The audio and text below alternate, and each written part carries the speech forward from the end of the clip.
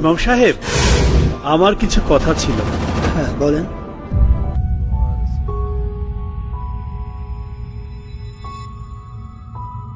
এই মুর্দারের কাছে আমি 50 লক্ষ টাকা পাই, এর ফয়সালা কে দিবে? আচ্ছা, আমি ওনার ছেলেদের সঙ্গে কথা বলছি।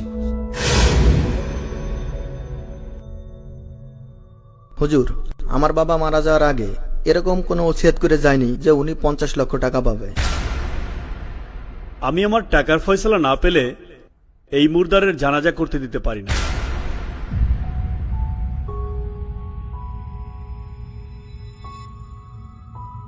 কি করবি এখন? তোর সম্পত্তির ভাগ থেকে দিয়ে দে।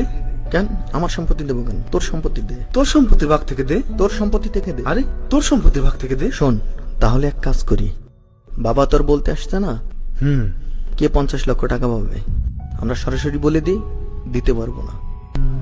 ঠিকই বলছিস। ইমাম সাহেব, আমার বাবা যখন বলে যায়নি তাহলে আমরা এই টাকা দিতে পারবো না। সে যদি এই টাকার দাবি না ছাড়ে তাহলে আমি এই জানাজা পড়াইতে পারবো না।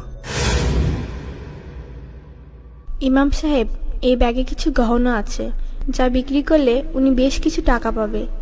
তারপর উনি যদি চান আমি সারা জীবন ওনার বাসায় কাজ করে ঋণ পরিশোধ করব।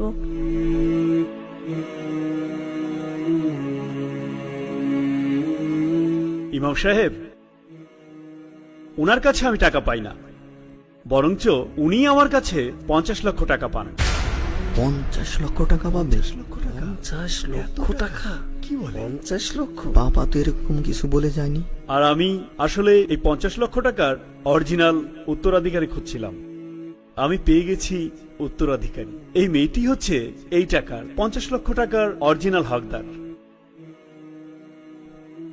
মা, আমি তোমার উপর খুব খুশি। আল্লাহ তোমার আব্বুকে জান্নাতবাসী করুন, আমিন।